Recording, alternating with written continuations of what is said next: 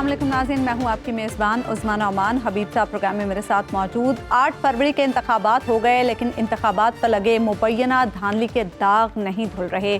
गुज़श्ता रोज़ अमरीकी मुआविन वज़ीर ख़ारजा डोनाल्ड लू ने भी इंतखाबात में मुदाखलत की तहकीकात का मुतालबा किया है, जबकि बानी तहरीक इंसाफ इमरान खान भी जुडिशल कमीशन के ज़रिए इस मामले की तहकीकात का मुतालबा करें हैं। इस हवाले से शहबाज हुकूमत और नून लीग का मौक़िफ़ क्या है? एक और मामला सियासी मुफ़ाहमत का भी है, बल्कि मिसाक़ मईशत और मिसाक़ जमहूरियत 2 की भी बातें हो रही हैं, लेकिन बदकिस्मती से इसमें पेशरफ़्त नहीं हो रही। इसकी क्या वजह है? क्या पकड़ धकड़, मुकदमात और सियासी असीरी इस अमल में रुकावट का बायस बन रही है, या कोई गैबी क़ुव्वत ऐसा नहीं होने दे रही? क्या नवाज शरीफ साहब इसमें कोई जौहरी किरदार अदा कर सकते हैं? और मुस्तक़बिल की सियासत में खुद मियाँ साहब हमें कहाँ खड़े नज़र आते हैं? इसी पर बात करने के लिए प्रोग्राम में आज हमें ज्वाइन करें मुस्लिम लीग नून के सीनियर रहनुमा राना सनाउल्लाह साहब। राना साहब, बानी पीटीआई तो पहले ही कह रहे हैं कि जुडिशल कमीशन बनाया जाए और जो बेज़ाब्तियाँ हुई इंतखाबी अमल में उसकी तहकीकात कराई जाएं। अब अमेरिका भी कह रहा है कि इंतखाबी अमल में जो बेज़ाब्तियाँ हुई उसकी तहकीकात कराई जाएं। मुस्लिम लीग नून का इस पर क्या मौक़िफ़ है? देखें, इससे पहले 2013 के इलेक्शन में भी बानी पीटीआई का यही मौक़िफ़ था कि जुडिशल कमीशन जो है वो बनाया जाए। फिर काफ़ी ख़राबी के बाद जुडिशल कमीशन बना भी, लेकिन जुडिशल कमीशन के जो है वो इंक्वायरी करने या फ़ैसला करने को फिर किसने जो है वो तस्लीम किया था?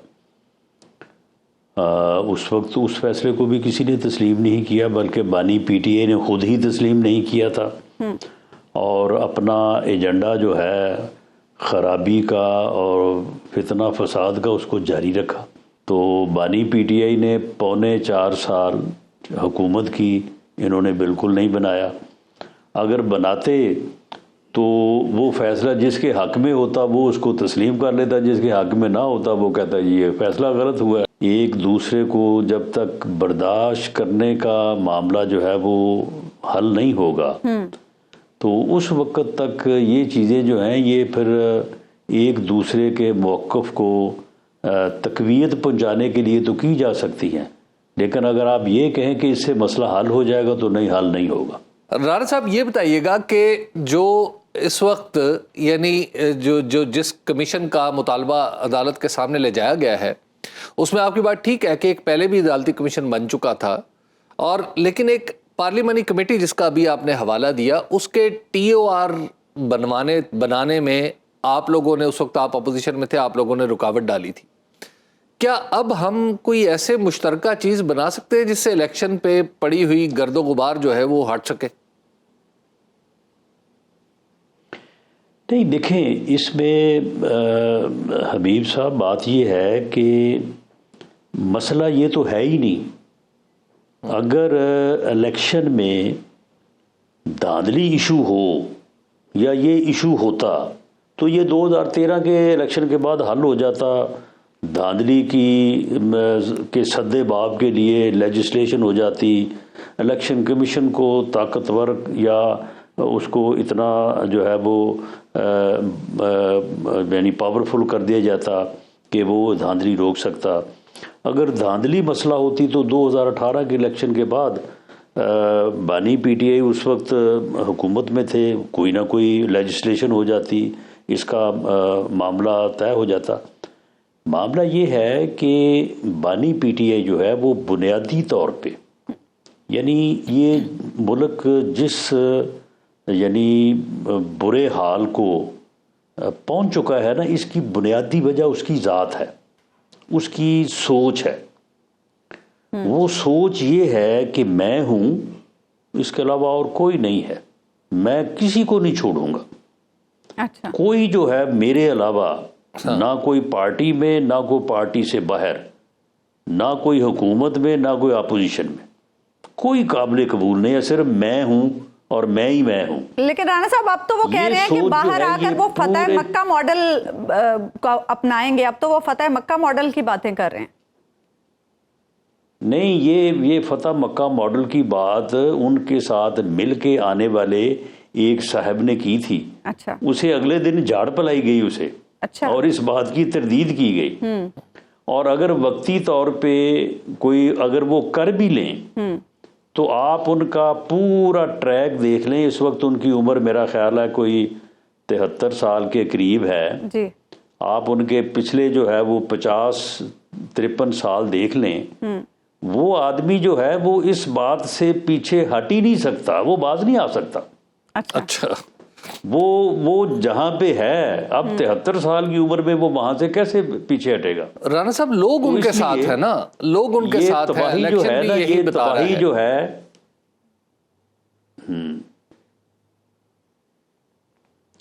یہ تباہی جو ہے نا, یہ تو بالکل آپ کے سامنے ہے. اور اس کا حل جو ہے وہ حل جو ہے اس کا یہی ہے کہ اگر اس کا بس چلا تو وہ پھر یہ تباہی لے کے آئے گا, اگر اس کا بس نہ چلا تو رانا صاحب ملک اور قوم. رانا صاحب آپ ایک بڑے جید سیاسی کارکن ہیں, جب آپ اس طرح کی بات کریں گے کہ اگر یہ بات یعنی یہاں تک پہنچ چکی ہے کہ کوئی ریکنسیلیشن ممکن نہیں, کوئی بات چیت آگے نہیں بڑھ سکتی, تو یہ تو ہم پھنس جائیں گے, پھنس گئے ہیں, پھر بری طرح پھنسے ہوئے ہیں. پھر نہیں حبیب اکرم صاحب, بری طرح سے پھنس گئے. معاملہ یہ ہے کہ ہم ایسے پھنس گئے ہیں کہ ہم اب اس سے نکلنا جو ہے وہ ہمارے لیے یعنی چلے میں ناممکن نہیں کہتا لیکن مشکل ترین ہے. اور اس کی وجہ یہ ہے کہ وہ بندہ جو ہے وہ 4 سال برس اقتدار رہا ہے. جی. اس نے 4 سال میں اپوزیشن کے ساتھ ہاتھ نہیں ملایا, اپوزیشن لیڈر کو فون نہیں کیا, بیٹھ کے بات کرنا مناسب نہیں سمجھا. جب ملک کے اوپر حملہ ہوا, وہ پلوامہ والا جو واقعہ ہوا تھا, اور اس وقت اس شام کو یہ خطرہ تھا کہ انڈیا جو ہے وہ میزائل حملہ کرنے والا ہے پاکستان کے اوپر, ہر بندہ فکر مند تھا. آرمی کی قیادت نے, اس وقت کے آرمی چیف اور DGI SPR نے کہا کہ اپوزیشن کو اعتماد میں لینے کے لیے ہم انہیں بریفنگ دینا چاہتے ہیں. بریفنگ لینے کے لیے پوری اپوزیشن جو ہے وہ کمیٹی روم 2 جو ہے پارلیمنٹ بلڈنگ کا, وہاں پہ 1.5 گھنٹہ منتظر کی رہی. ساتھ دیوار مشترک ہے پرائم منسٹر چیمبر کی, وہاں پہ موصوف بیٹھے تھے. آرمی چیف نے بقول ان کے منتیں بھی کی اور کہا کہ آئیں, آپ کی سربراہی میں میٹنگ ہوگی تو وہاں پہ جو ہے وہ ہم نے بریف کرنا ہے. اس نے کہا کہ میں وہاں پہ جاؤں گا تو مجھے تو ان کے ساتھ ہاتھ ملانا پڑے گا, میں نے تو ان کو چھوڑنا ہی نہیں ہے, میں وہاں پہ نہیں جاؤں گا. وہ وہاں پہ نہیں آیا. رانا صاحب یعنی میں یہ بات جو کر رہا ہوں میں یہ ایکسپیرینس کی بنیاد پہ اوپر کر رہا ہوں, اور باقی آپ اس کو نوٹ فرما لیں. آگے آنے والے میرا خیال ہے 6 ماہ میں 1 سال میں فیصلہ ہو جائے گا. اب یہ جو قضیہ ہے اب اس سے اور زیادہ دیر ملک برداشت کر ہی نہیں سکتا. تو یا ادھر وے, ادھر یا ادھر کوئی نہ کوئی فیصلہ ہو جائے گا. وہ کیا ہو سکتا ہے فیصلہ, ادھر یا ادھر؟ یہ 6 ماہ بعد, سال بعد بھی آپ یہ کہیں گے کہ میں نے درست کہا ہے. نہیں, ادھر یا ادھر سے کیا مراد ہے؟ ادھر کا فیصلہ یہ ہے کہ کوئی ایک فریق نہ رہے, یا ادھر کا فیصلہ ہے کہ کوئی فریق نہ رہے؟ مطلب یہ تو بڑی آپ سخت بات کہہ رہے ہیں. یہ بات میں نے کوئی 1 سال پہلے بھی کی تھی, تو اس کے اوپر بھی بعض دوستوں نے بڑا اعتراض کیا تھا. لیکن میں یہ کہہ رہا ہوں کہ عمران خان کا یہ فلسفہ ہے کہ میں کسی کو نہیں چھوڑوں گا. اگر اس کا بس چلا تو وہ کسی کو نہیں چھوڑے گا, ہر چیز ختم ہو جائے گی. اچھا. اگر باقیوں کا بس چلا تو پھر وہ ختم ہو جائے گا. یہ تو اس کا بنیادی تھیسس ہے, اس سے تو اس نے پیچھے ہٹنا. تو رانا صاحب پھر آپ ابھی پولیٹیکل کنسنسس کی بات کر رہے تھے, تو وہ پولیٹیکل کنسنسس کس کے ساتھ؟ اگر بانی PTI نہیں تو پھر پولیٹیکل کنسنسس کس کے ساتھ, آپ کس کی بات کر رہے تھے؟ عمران خان کے ہوتے ہوئے کوئی پولیٹیکل کنسنسس نہیں ہو سکے گا, یہ میری بات نوٹ فرما لیں. اچھا رانا صاحب یہ بتائیے گا کہ اب ذرا الیکشن سے آگے, کہ الیکشن میں جو الزامات لگ رہے ہیں وہ تو اتنے شدید ہیں کہ PTI کہتی ہے کہ ہماری تو تقریباً 2/3 سیٹیں تھیں, اور نواز شریف صاحب کہ سیٹ کے حوالے سے بھی ان کے تحفظات موجود ہیں، بلکہ اب تو ریکارڈ پہ آ چکے ہیں۔ یہ بتائیے میاں نواز شریف صاحب اب کیا سوچ رہے ہیں اور وہ کیا سمجھ رہے ہیں کہ مستقبل میں وہ کیا کردار ادا کریں گے؟ دیکھیں حبیب اکرم صاحب، بات یہ ہے کہ اگر تو جمہوریت ہو، اگر جو ہے وہ رول آف لا ہو، اگر جمہوری رویوں کی بات ہو، تو پھر تو اور بات ہونی چاہیے نا۔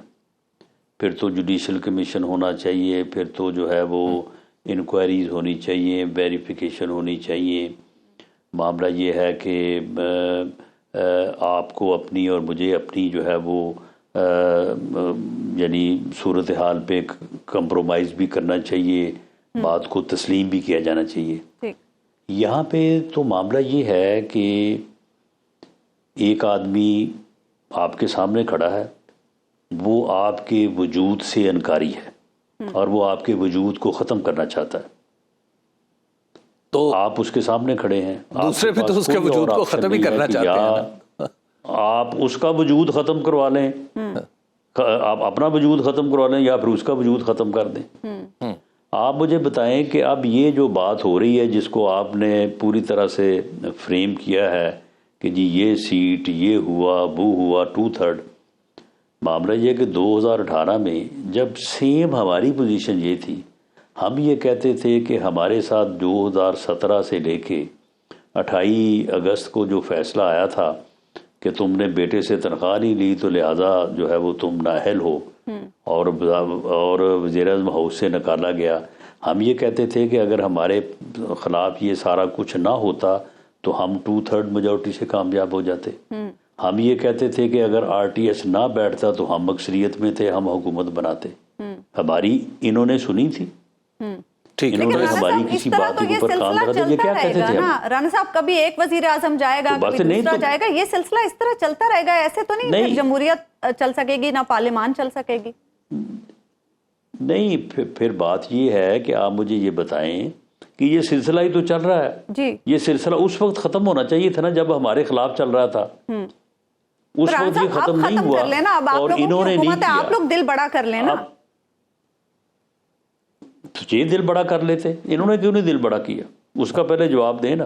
نہیں رانا صاحب، انہیں بھی کرنا چاہیے تھا، لیکن اب دل بڑا کروانا چاہتے ہیں، آپ لوگ سن لیں نا، جی سن لیں، اب اگر دل بڑا کروانا چاہتے ہیں تو پھر ہمارے ساتھ بیٹھے نا۔ ٹھیک، پھر ہمارے ساتھ دیکھیں، ہم ان کو کہتے تھے، ہم نے ان کو پہلے اسمبلی کے اجلاس میں میاں شہباز شریف نے کہا کہ عمران خان صاحب آپ وزیر اعظم بن گئے ہیں، آپ وزیر اعظم ہیں، جیسے بھی بنے ہیں وہ ہمارے تحفظات اپنی جگہ پہ، لیکن آئیں چارٹر آف اکانومی کریں، آئیں بیٹھ کے اس ملک کے مسائل کو حل کریں۔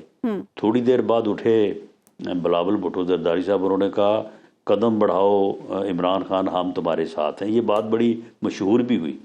اس کے بعد عمران خان صاحب اٹھے، انہوں نے کہا تمہاری ایسی تیسی، وہ میں نے تو تمہیں چھوڑنا ہی نہیں ہے، تم تو سارے چور ہو، ڈاکو ہو، میں نے تو تمہیں کسی قیمت پہ، میں نے تم سب کو جیلوں میں ڈالنا ہے۔ اور اس کے بعد پھر جیلوں میں ڈالا، اور ہمارے خلاف اگر کسی کے خلاف کرپشن کا کوئی ثبوت یہ نہیں بن سکا یا نہیں ملا تو اس کے خلاف 15 کلو ہیروئن ڈال دی، جس کی سزا جو ہے سزائے موت ہے۔ تو معاملہ یہ ہے کہ یہ سارا کچھ انہوں نے کیا۔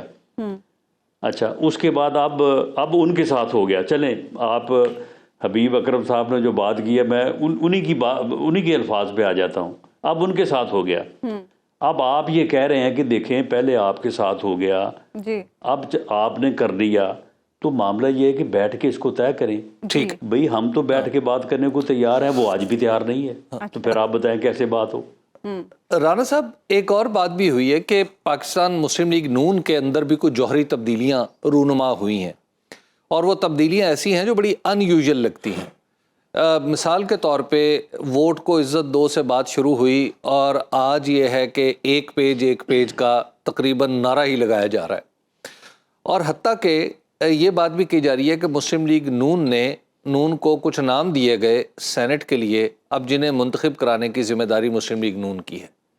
یہ حالات آپ کو لگتا ہے کہ مسلم لیگ نون زیادہ دیر تک اسی طرح چلتی رہے گی، ایک پولیٹیکل پارٹی جو اتنی بڑی ہے؟ دیکھیں، معاملہ یہ ہے کہ آپ اپنی زندگی میں مختلف حالات سے جب گزرتے ہیں تو آپ ایکسپیرئنس حاصل کرتے ہیں اور پھر اس حاصل شدہ ایکسپیرئنس سے استفادہ کرتے ہیں۔ معاملہ یہ ہے کہ اس دنیا میں رہنے کے لیے جو ہے وہ سب سے بنیادی شرط تو زندہ رہنا ہے نا، جی، اپنے وجود کو برقرار رکھنا ہے، ورنہ یہ اگر وجود ختم ہو گیا تو معاملہ ختم ہو گیا۔ بالکل بالکل۔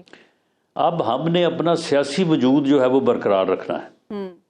اب سیاسی وجود کو برقرار رکھنے کے لیے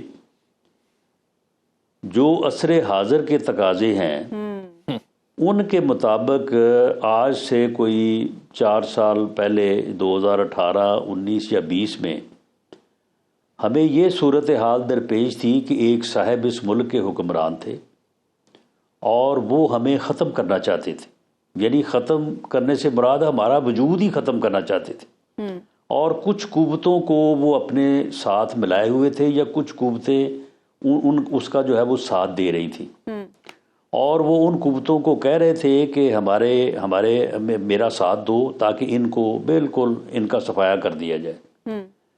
اچھا، اب اس صورتحال میں ان قوتوں نے اس کا اس طرح سے ساتھ نہیں دیا، یعنی وہ قوتیں اسے کامیاب اور ہمیں ناکام کرنے کی حد تک اس کے ساتھ تھی، لیکن ہمارا وجود ختم کرنے کی حد تک اس کے ساتھ شامل نہیں کچھ نرم گوشہ تھا۔ ان میں سے کسی ایک صاحب کو انہوں نے بلا کے پوچھا کہ ملک کا سب سے بڑا مسئلہ کیا ہے؟ اس نے کہا کہ جس کو ختم ہونا چاہیے کہ اور ملک پھر قائم رہ سکتا ہے، اس نے کہا کہ جی معیشت، اکانومی جو ہے یہ بہتر ہونی چاہیے ورنہ ملک نہیں رہ سکتا۔ اس نے کہا نو، اپوزیشن کو ختم ہونا چاہیے اگر اس ملک نے قائم رہنا ہے۔ تو اب معاملہ یہ ہے کہ اب اس صورتحال میں آپ مجھے یہ بتائیں کہ ہم نے اپنے وجود کو برقرار رکھنے کے لیے جو عصر حاضر کے تقاضے ہیں، بھلے ہم اس کو دل سے پسند کرتے ہیں نہیں کرتے، لیکن ان کو نبھانا تو ہے نا۔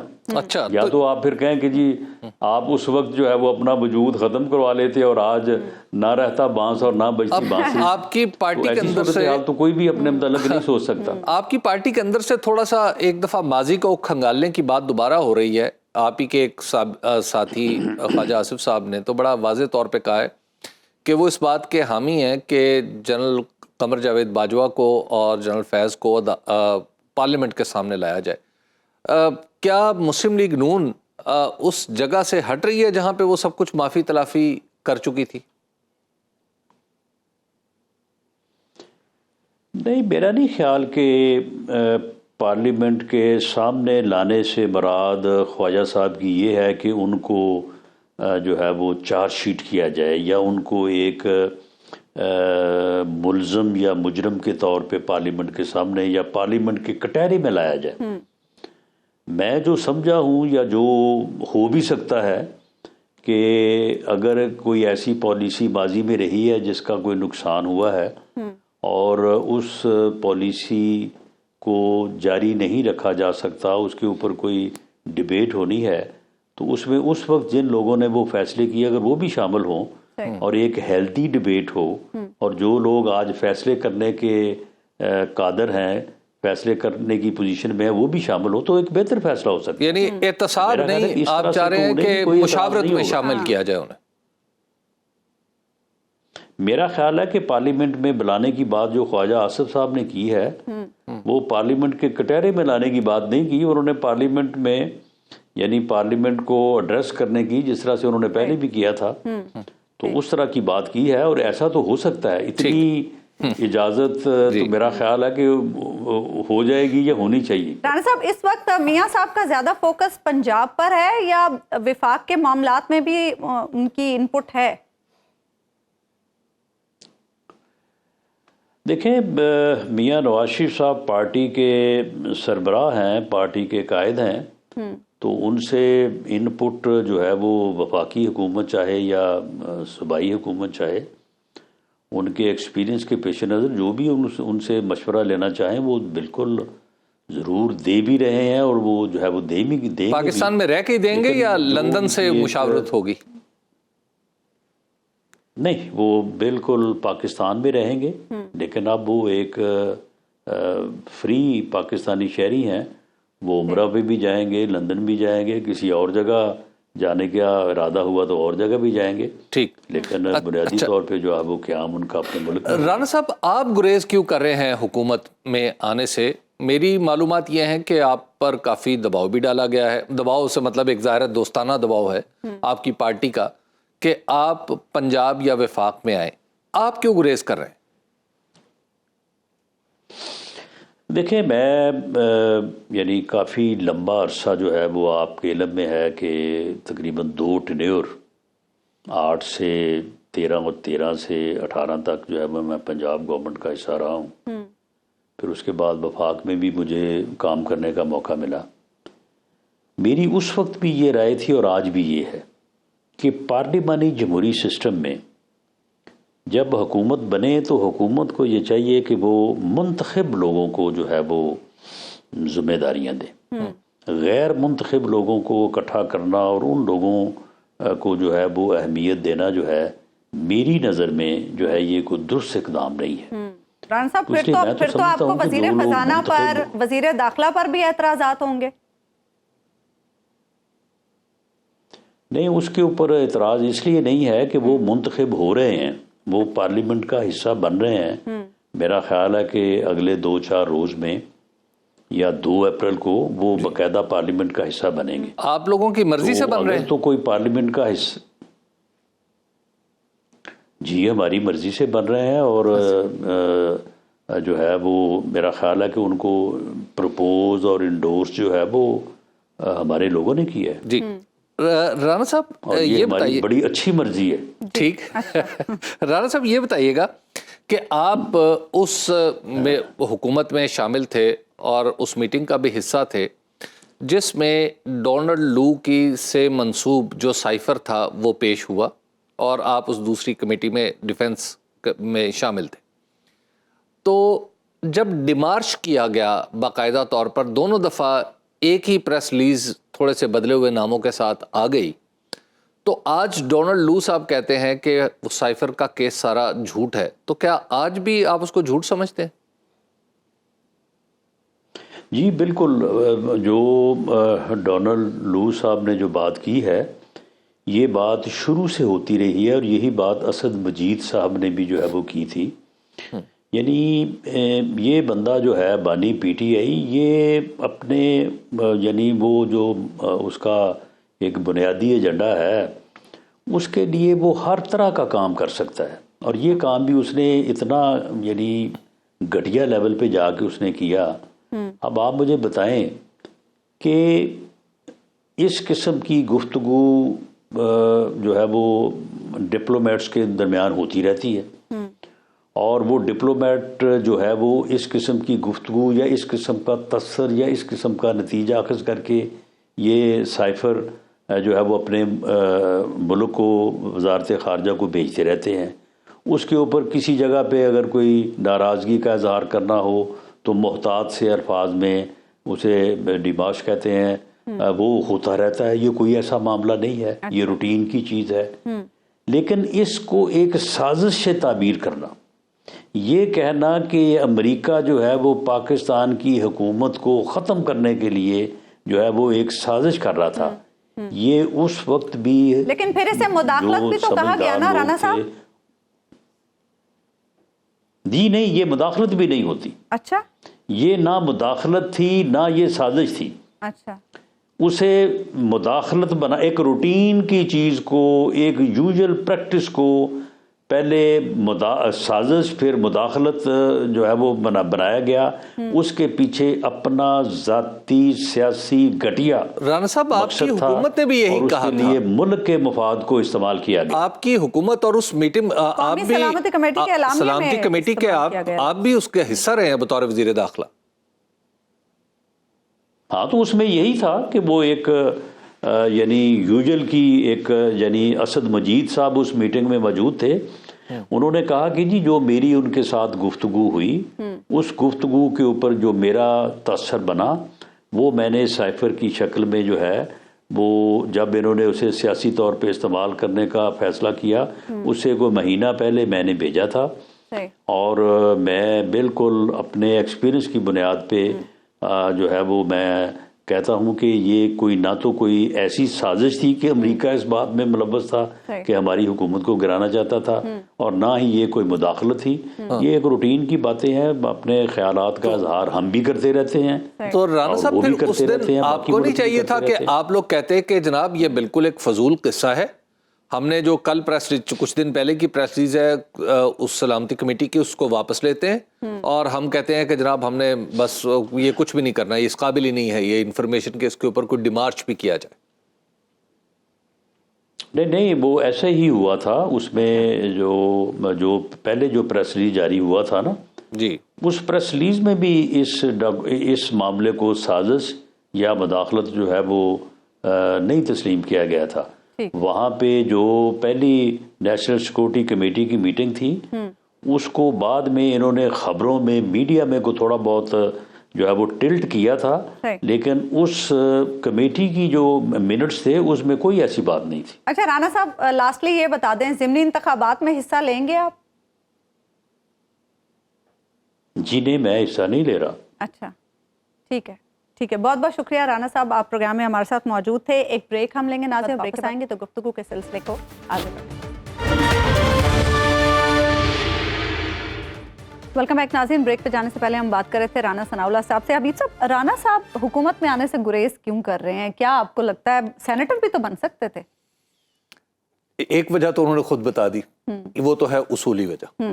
اب میں آپ کو اس کی ایک عملی وجہ، عملی سی چیز بتا دیتا ہوں جو عملی سیاست کا حصہ ہے۔ اچھا، وہ کچھ اس طرح رہا ہے کہ کئی بار شہباز شریف صاحب نے انہیں فون کیا اور شہباز شریف صاحب نے کہا کہ آپ یا تو مرکز میں آئیں یا وفاق میں آئیں، اور 2-4 دن پہلے کی بات ہے کہ باقاعدہ طور پر پاکستان مسلم لیگ نون کی اعلیٰ قیادت نے ان کے اوپر خاصا دباؤ ڈالا، دوستانہ انداز میں، ظاہر ہے کہ جناب آپ آ جائیں، دیکھیں جی آپ کی بڑی خدمات ہیں، آپ پنجاب میں آ جائیں، پنجاب میں آپ کو سہولت رہے گی، چلیے آپ گھر کے قریب۔ پہلے تو ہم نے یہ بھی سنا تھا کہ شاید گورنر ہی بنا دیں پنجاب۔ تو ہوا یہ معاملہ یہ ہوا کہ انہیں جو ذمہ داری دی جا رہی ہے اصل مسئلہ وہ ہے۔ اچھا، یعنی رانا صاحب اگر مان جائیں، رانا صاحب اگر مان جائیں کہ چلیے الیکشن لڑنا کوئی مسئلہ نہیں ہے کہ جناب فیصل آباد سے نہیں لڑا لاہور سے لڑ لیا، ٹھیک ہے، ایک نون آدمی ہے، ان کے لیے یہ مسئلہ نہیں ہے، سینیٹر بن گئے۔ اب پرابلم یہ ہے کہ وہ اس ذمہ داری سے غالباً پہلو تہی چاہتے ہیں جو انہیں دی جانی ہے۔ ایسی کون سی ذمہ داری ابھی؟ داخلہ امور کی۔ اچھا جی، یہ جو پنجاب میں مسئلہ یہ ہے کہ پنجاب میں مسلم لیگ نون کی خواہش ہے اور مسلم لیگ نون کے اتحادیوں کی بھی خواہش ہے کہ پنجاب میں ایک تگڑا آدمی وزیر اعلیٰ کی معاونت کے لیے ہو، جو پولیس کو بھی ہینڈل کر سکے اور پھر جو اس طرح یعنی جس طرح جو پولیٹیکل واقعات ہوتے ہیں ان کے اوپر بھی ان کو بھی پوری طرح دیکھ سکے۔ آپ کو یاد ہے محترمہ مریم نواز صاحبہ نے ہی کہا تھا کہ بڑے اچھے حکیم ہیں، ایسا ہی ہے نا؟ بالکل۔ تو اب رانا صاحب کا خیال یہ ہے کہ میری حکمت اس وقت تک تو ٹھیک تھی جب تک ہم اپنے پاؤں پہ کھڑے تھے، جی، اب ایک پولیٹیکل پارٹی کو اس لیے دبایا جائے کہ وہ کوئی وہ کہتی ہے کہ الیکشن کو کھول لو اور پھر ایسا الیکشن ہو کہ جس کے اوپر سوالیہ نشان ہوں، تو ظاہر ہے رانا صاحب تو یہ کھل کے بات نہیں کر سکتے، لیکن یہ میری انڈرسٹینڈنگ ہے۔ تو رانا صاحب نے کہا کہ میں اب یہ ڈرٹی ورک نہیں کر سکتا۔ صحیح، تو یہ بھی تو اصولی بات ہی ہے نا؟ یہ بات ایک اصولی ہے، وہ ان کا خیال یہ ہے، انہوں نے جو مجھے ان کے جو قریبی لوگ ہیں نا انہوں نے مجھے بتائی ہے کچھ چیزیں کہ جب وہ وفاق پہ تھے وزیر داخلہ تو آپ کو یاد ہے 25 مئی 2022 کو ایک بہت بڑا جلوس لے کے آ رہے تھے عمران خان صاحب، تو انہوں نے بڑا اس کو تنگ کیا تھا، لاہور میں بھی بڑا تنگ کیا تھا، تو جی لانگ مارچ جو تھا وہ ان کا خیال یہ ہے کہ اس وقت ہماری پولیٹیکل پوزیشن ٹھیک تھی، آج ہماری پولیٹیکل پوزیشن کمپرومائزڈ ہے، تو ایسی صورتحال میں ہم ایک بڑی پولیٹیکل پارٹی کو جب روکنے کی کوشش کریں گے تو وہ غلط ہوگا، اور میں تو بالکل ہی اس کے حق میں نہیں ہوں کہ اس وقت ہمیں یہ کرنا چاہیے۔ رانا صاحب کی باتوں سے یہ لگا کہ مسلم لیگ نون جو ہے وہ بانی پی ٹی آئی سے ریکنسیلیشن نہیں چاہتی، بانی پی ٹی آئی بھی کوئی خاص لچک دکھانے کو تیار نہیں ہے، تو پھر ایسے تو ہم اسی دوراہے پہ کھڑے رہیں گے، معاملات تو کبھی حل نہیں ہو سکیں گے۔ بدقسمتی کی بات ہے کہ یہ دونوں طرف سے تو بات ایسی ہی نظر آ رہی ہے، لیکن جب ہمیں یہ تو سیاسی بات ہے نا کہ میں آپ سے ہاتھ نہ ملاؤں، آپ مجھ سے ہاتھ نہ ملائیں، ہم ایک دوسرے کو دیکھنا گوارا نہ کریں، لیکن ایک اس کا پہلو قانونی اور دستوری ہے۔ اس وقت جو دستوری پہلو ہے اور قانونی پہلو ہے وہ کیا کہتا ہے آپ کو؟ وہ کہتا ہے کہ جناب آپ کے ہاں الیکشن ہوا ہے، اس الیکشن کو فری، فیئر، منصفانہ، شفاف انداز میں ہونا چاہیے تھا، وہ ایسا نہیں ہوا، تو آپ الیکشن کو کھول کے دیکھ لیں، یہی ہے نا طریقہ؟ بالکل، ہاں۔ اچھا، اور پھر جس کا مینڈیٹ بنتا ہے اس کو دے دیں۔ دوسری بات یہ ہے کہ جو بھی لوگ اس وقت جیلوں میں ہیں ان کے اوپر وہ مقدمات جو بھی قائم ہے، پولیس جو بھی آپ کا مروجہ قانون ہے اس کے مطابق ان کے اوپر مقدمات چلیں۔ یہ ہے وہ پہلو جو دستوری بھی ہے اور قانونی بھی ہے اور اخلاقی بھی ہے۔ اب اس پہلو کو دیکھیں تو یہ پہلو جاتا ہے تحریک انصاف کے حق میں۔ تحریک انصاف اور پھر تحریک انصاف سے نشان کا چھین لیا جانا، اس کو مخصوص نشستوں کا نہ ملنا، اس کے لوگوں کا قید ہونا، اس کے لوگوں کا جو مشکلات، اس کے لوگوں کو جو مشکلات پیش آئیں الیکشن لڑنے میں، یہ سارے وہ معاملات ہیں نا جس میں اخلاقی، سیاسی، قانونی اور دستوری، یہ سارا ان بنیادوں پر استوار جو موقف ہے وہ پاکستان تحریک انصاف کے حق میں چلا گیا ہے۔ جب اس کے حق میں چلا گیا ہے تو دوسری طرف مسلم لیگ نون ہے جس کے پاس اب تک کوئی ایسا پولیٹیکل نیریٹو نہیں ہے مربوط جو اس کا جواب دے سکے، لیکن اس کے پاس طاقت ہے، تو لہٰذا طاقت جب ہوتی ہے تو ہمیشہ وہ انہی ٹرمز میں سوچتی ہے کہ میں نے اپنے مخالف سے کوئی گفتگو نہیں کرنی، اور جس کے حق میں اخلاقیات ہوں، اخلاقی پہلو ہو، سیاسی اور قانونی اور دستوری بھی ہو، تو وہ یہ سوچتا ہے کہ میں ان بنیادی چیزوں پہ کس سے بحث کروں، کیا بات کروں۔ دونوں اپنی اپنی جگہ پہ ڈٹے ہوئے ہیں۔ تو اس لیے ابھی مجھے ایسا لگتا ہے کہ کچھ عرصہ ایسا ہی رہے گا، لیکن میرا خیال ہے الٹیمیٹلی ہمیں کسی سولوشن کی طرف جانا ہے۔ جون جولائی کے بعد آپ دیکھ لیں گے۔ ٹھیک ہے، ایک بریک ہم لیتے ہیں ناظرین، بریک کے بعد واپس آئیں گے تو بات کریں گے کہ تاجروں کو ٹیکس نیٹ میں لانے کے لیے جو حکومت اقدامات تجویز کر رہی ہے وہ کتنے ریشنل ہے۔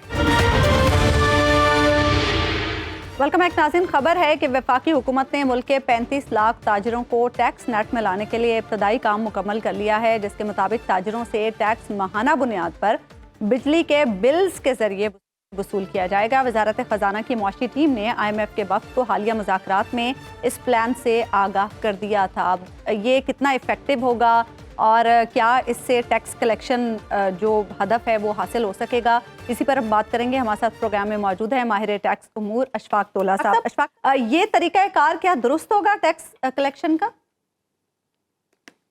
بسم اللہ الرحمن الرحیم، thank you very much. Basically دیکھیں، اس طریقہ کار کو ہم نے بہت زیادہ پہلے بھی آزمایا ہے، اچھا، اور ہمیشہ یہ ناکام رہا ہے۔ یہ 92 سے ہم اس سے کوششیں کر رہے ہیں، اور آپ نے دیکھا ہوگا کہ مشرف صاحب کے دور میں تو ہم نے فوج بھی بھیج کے دیکھ لی تھی۔ پھر ہم نے ٹیکس ریفارمز کمیشن 2016 کی جب رپورٹ بنی تھی اس میں بھی اس کا تذکرہ ہے، پھر ایک اسپیشل ایک شیڈیول انکم ٹیکس آرڈیننس میں ایڈ کیا گیا تھا ریٹیلرز کے اوپر۔ ابھی بھی سیکشن 99 میں طریقہ کار دیا گیا، 100D میں بھی دیا گیا۔ اب مفتاح اسماعیل صاحب کے دور میں یہ ایک پوری اسکیم بجٹ میں لا کے رکھی گئی تھی کہ 3,000 روپے منیمم ٹیکس ہوگا، پھر 6,000 تھا اور پھر سے اوپر تھا، اور ٹوٹل ٹارگیٹ جو to the best of my knowledge وہ اس وقت تھا 52 بلین روپیز ہم لائیں گے۔ 52 بلین روپیز میں سے 29 بلین وہ تھا کہ جو کہ 3,000 یا اس سے کم میں تھا۔ آپ مجھے کوئی ایک ریشنلی ایک بات بتا دیں، آپ ماشاءاللہ اس ملک میں رہتی ہیں، آپ نے دکانیں دیکھی ہوں گی، اگر ایک دکان بند ہے، اس کے پاس کمرشل میٹر ہے، اور اگر اس کا کوئی کام ہی نہیں ہے، اس کا بجلی کا بل آتا ہی 100 روپے ہے، تو آپ اس سے 3,000 روپے ٹیکس کیسے وصول کر سکتے ہیں؟ ٹھیک، میں اس وقت انوملی کا چیئرمین تھا، انوملی کمیٹی جب بجٹ کی بنتی ہے تو میں نے مفتاح اسماعیل صاحب کو یہ کہا تھا، رائٹنگ میں موجود ہے، میں کوئی ایسی کوئی بات نہیں کر رہا جس کو میں سبسٹینشیٹ نہ کر سکوں، کہ آپ اپ ٹو 3,000 کے جو بل ہے نا اس کو اس طریقے سے کر لیں کہ اگر 100 روپے میرا بل ہے مائنس فیول ایڈجسٹمنٹ چارجز، 100 روپے آپ سے ٹیکس لیں، 3,000 کے اوپر پھر آپ اس طریقے سے اس کی کیسکیڈنگ کر لیں، جس کو وہ میرا خیال ہے PR کی ٹیم تھی وہ نہیں مان رہی تھی۔ اس ٹیم کے موجودہ ٹیم میں بھی ایک ممبر موجود ہیں جو ممبر پالیسی ہمارے۔ اس سے بہتر طریقہ کار، اس سے ہم نے 52، اب میرا خیال ہے 60-70 ارب آپ لے لیں گے، اگر और इसमें इतनी तगोदो है क्योंकि इसमें कमर्शियल मीटर किसी के नाम पे है, दुकान कोई और चला रहा है, कोई किराए पे दिया हुआ है, किसी की डिटेलें नहीं है, आप उसकी बिजली नहीं काट सकते अगर वो टैक्स नहीं देता, बिकॉज के नेफ्ट एक्ट के अंदर भी कोई ऐसी चीज आपकी मौजूद नहीं है। और डिस्कोस के पास भी इसकी कोई डिटेल सारी मौजूद नहीं है, माँ सिवाय एक आध डिस्को के जो के इलेक्ट्रिक है उसके पास काफी ठीक ठाक डेटा मौजूद है। तो ये तो ट्रायल एंड टेस्टेड और फेल मॉडल है। अच्छा। मैं समझता हूँ इससे बेहतर हमने reform and resource mobilisation commission में लास्ट ईयर जब मैं चेयर था, हमने एक बनाया था कि रिटेलर देखे ना कहीं से तो वो गुड्स खरीदते हैं ना, या इंपोर्टर से खरीदते हैं या मैन्युफैक्चरर से खरीदते हैं जी। पाकिस्तान में आज से 2 साल पहले जो टोटल हुजूम था सेल्स टैक्स इनवॉइसेस का, वो 40 खरब रुपए था। अच्छा। 40 ट्रिलियन का मतलब है 400 खरब। 400 खरब का मतलब है 10 खरब 100 खरब ऐसा था कि जो इंटर एडजस्टमेंट हो जाता था, और 50 खरब ऐसा था कि जिसपे के कोई भी हमें यानी कि टैक्स मिल रहा था under the existing provision of law. तो 250 बिलियन रुपीस का मैंने इनको कहा अगर आप 1% टैक्स लगा दें 25 ट्रिलियन रुपीस की इनवॉइसेस पे, जो दुकानदार मान गए थे, और उसमें मेरे साथ एफबीआर के 3 मेंबर भी मौजूद थे, हमने नेगोशिएट किए थे, वो मान गए थे कि आप जहां से हम खरीदते हैं 1% आप ले लें हमें, और मेरा अंदाजे के हिसाब से वो 250 बिलियन हमें टैक्स मिलना था। मैंने अप्रोप्रिएटली के जो रेलिवेंट लोग थे उनको कंफर्म कर दिया था कि ये बात हो गई है, क्योंकि इनके मेंबर मौजूद थे, उनके सामने बात हुई थी। अशफाक साहब ये बताइएगा कि इस वक्त SIFC भी मौजूद है, और SIFC की आज की मीटिंग में भी ये तय हुआ है कि जो IMF का प्रोग्राम या IMF के साथ जो चीज़ें हमने मुआहदे में तय की हैं उन पर अमल दरामद पूरा होगा। SIFC में आप जानते हैं कि उसकी साख्त में हमारी मुसल्लह अफवाज के सरबराह भी शामिल हैं, तो SIFC की मौजूदगी में ताजरों से टैक्स लेना आसान हो गया है ना? मतलब ऐसा लगता है कि जैसे कुछ आसान हो गया है, क्योंकि गवर्नमेंट की विल भी होगी, पीछे कुव्वत नाफजा भी होगी, इन्फोर्समेंट भी हो सकेगी। मेरे ख्याल से देखें उस तरफ ना ही जाएं तो बेहतर है। मैं तो ये एडवाइस कभी भी नहीं करता। देखिए प्यार मोहब्बत से मैं इन सारे ट्रेडरों से डील करता रहा हूँ 5-6 साल से। इससे पहले भी जब ये CNIC का मसला आया तो मेरी बात मान गए थे, और इसमें भी आज एक बड़े आला अफसर हैं, वो SIFC के हवाले से ही मैं कहूँगा उस इदारे से, उनके सामने भी प्रेजेंटेशन हमारी हो चुकी थी। ऐसी कोई बात नहीं है, मेन मसला ये नहीं है, मेन मसला ये है आपको प्यार मोहब्बत से टैक्स देना पड़ेगा, और वो देने के लिए तैयार है। ऐसी बात नहीं, मैंने आपको जब कहा ना आप तो 60 अरब की बात कर रहे हैं, मुझे वो 250 अरब देने के लिए तैयार हो गए थे, तो प्यार मोहब्बत से होता है, ऐसे काम नहीं होते। तो इनकम टैक्स देने से ताजिर उसका जी जरा उसको यूं कहिए कि उसका दिल बैठ जाता है, तो उस मसले का हल क्या किया जाए? आप आसानी क्रिएट करें इनके लिए। हमने आसानी ये क्रिएट की थी, हमने कहा 1% हम आपसे ले लेंगे, जो छोटा ताजिर है जिसका 1 करोड़ या 2 करोड़ का टर्नओवर ले लेंगे, यार इससे खुद डिफाइन कर लें आप, उसको आप फुल एंड फाइनल कर देंगे, चलो ये जो तुमने टैक्स हमें दे दिया वो फाइनल हो गया, रिटर्न आप छोटा सा भर दो, खत्म करो। बड़े ताजिर को जो थ्रेशोल्ड से ऊपर है उनको आप कहेंगे जी बाकायदा तौर पे आपको रिटर्न फाइल करना पड़ेगा, और जो टैक्स आपका कटा है उसको आप एडजस्ट कर लीजिए। तो ये कोई ऐसा बड़ा मसला नहीं है। मेरा ख्याल है इसको जो कहते हैं ना माउंटेन आउट ऑफ मोल हिल आपने बना दिया है इसको, ऐसा कोई मसला नहीं है। मैं आपको वसूख के साथ कह सकता हूँ, अगर हैंडल नहीं हो सकता मुझे दे दें, मैं इनको 2 मिनट में। ठीक है, बहुत बहुत शुक्रिया अशफाक तोला साहब, आप प्रोग्राम में हमारे साथ हैं। प्रोग्राम का वक्त खत्म, नाज़रीन आपसे मुलाकात होगी इंशाल्लाह अगले हफ्ते। अल्लाह के बाद।